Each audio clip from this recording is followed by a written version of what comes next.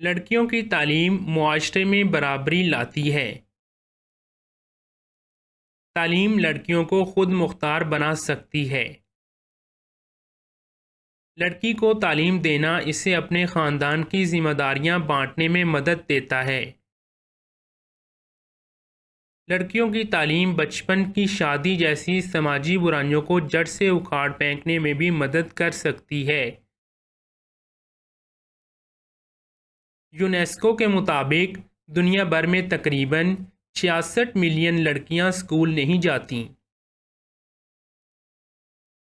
لڑکیوں کی تعلیم کے لیے کام کرنے والی ملالہ یوسفزئی کو نوبل انعام ملا۔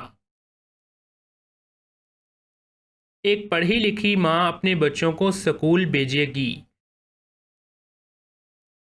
ایک پڑھی لکھی عورت کو ہمیشہ عزت اور احترام ملتا ہے۔ تعلیم ایک عورت کی زندگی کے مجموعی معیار کو بہتر بناتی ہے۔ تعلیم خواتین کو بااختیار بنانے میں معاون ہے۔